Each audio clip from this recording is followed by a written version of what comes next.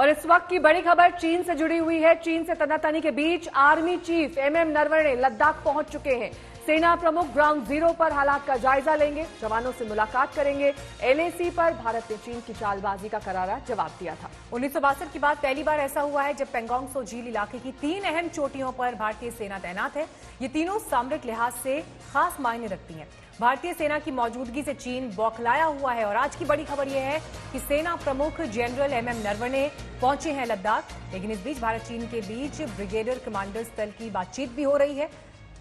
29 अगस्त की रात को जो कुछ हुआ उसके बाद से जिस तरह से हालात तनावपूर्ण हैं, उसके मद्देनजर हालात का जायजा लेना, रणनीतिक तौर पर क्या कदम आगे उठाने होंगे, पेंगोंग झील पर मौजूदा हालात पर नजर रखना, ये तमाम जो कदम है उसके मद्देनजर ये दौरा अपने आप में बहुत अहम। अभिषेक भल्ला इस वक्त मौजूद है हमारे साथ लद्दाख से। अभिषेक, एक तरफ हम देख रहे हैं कि सेना प्रमुख पहुंचे हैं लद्दाख, उनके दौरे को लेकर क्या जानकारी है? इसके अलावा जो स्थिति अभी एलएसी पर बनी हुई है, क्या तस्वीर आप देख रहे हैं वहां पर? आर्मी चीफ जनरल नरवणे 2 दिन लेह और लद्दाख का दौरा करेंगे। हो सकता है कि फॉरवर्ड एरियाज में भी जाएं और बहुत ज़रूरी है सेना अध्यक्ष सेना प्रमुख का यहाँ आना इस वक्त, क्योंकि पिछले 4 दिनों में जिस तरह की स्थिति बनी हुई है, तनाव बहुत ज़्यादा बढ़ चुका है। खास करके पेंगोंग झील के सदर्न बैंक पर अभी तक सिर्फ नॉर्थ में टेंशन थी, लेकिन अब चाहे उत्तरी तट हो या दक्षिणी तट हो, दोनों तरफ बहुत ज़्यादा तनातनी बनी हुई है। और इसके चलते हुए भारतीय सेना ने काफ़ी ऐसे अहम चोटियां हैं पहाड़ों पर जिस पर पूरी तरह से कब्जा बनाया हुआ है। इससे पहली बार 4 महीने में चीन पर कुछ दबाव बना है। अभी तक चीन पीछे हटने की बात बिल्कुल नहीं करता था। जब भी ये बात होती थी कि इनको पीछे हटना पड़ेगा, तो उनका यही रुख होता था कि हम फिंगर 4 एरिया से तभी पीछे हटेंगे जब भारतीय सेना भी पीछे हटे। ये चीज़ भारत को बिल्कुल भी मंजूर नहीं थी। अब क्योंकि ऐसी कुछ पहाड़ियां हैं जिन पर भारतीय सेना पूरी तरह से बनी हुई है, पहली बार ऐसा लग रहा है कि चीन बातचीत करने के लिए तैयार है।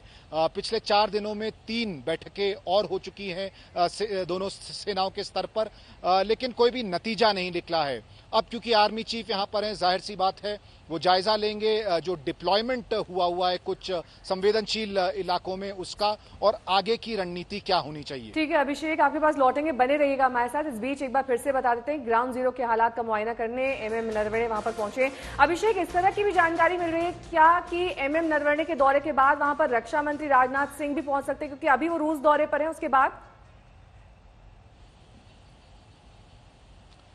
जी हाँ, अभी तो रक्षा मंत्री रूस के दौरे पर हैं। फिलहाल 5 तारीख तक वो वहां पर हैं। लेकिन पिछली बार यहाँ पे देखिए प्रधानमंत्री भी आए थे, रक्षा मंत्री भी आए थे, सीडीएस भी और आर्मी चीफ भी उनके साथ आए थे। ये सब गलवान के बाद जो घटनाएं हुई थी तब की बात है।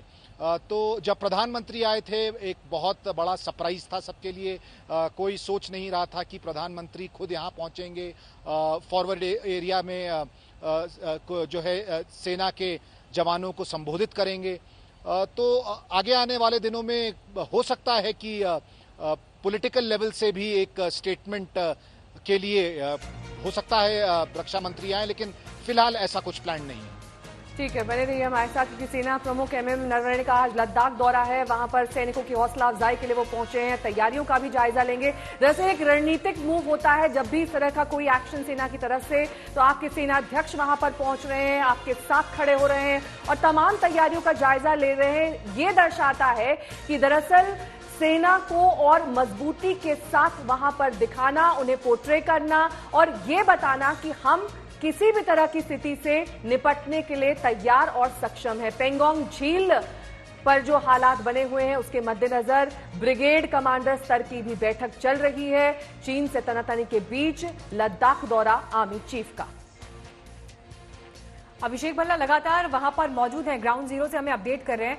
अभिषेक, अभी तक की जो बातचीत हुई है, ब्रिगेड कमांडर स्तर पर जो बातचीत हो रही है, वो किस दिशा में जा रही है? और ये इसलिए भी अहम क्योंकि जब गलवान की घटना हुई थी उसके बाद भी चीन बातचीत की टेबल पर था। 20-22 घंटे लंबी बातचीत होती थी, लेकिन फिर भी चीन की तरफ से जो है LAC पर घुसपैठ की कोशिश हुई, अटैक की कोशिश हुई। देखिए, जो ब्रिगेड कमांडर स्तर की बातचीत है, इसका फोकस सिर्फ दक्षिणी तट पेंगोंग झील पे जो घटनाएं हुई हैं उस पर था। और इन बैठकों में चीन ने बार बार यही बोला है कि वो चाहता है कि मसले को जल्द से जल्द सुलझाया जा सके।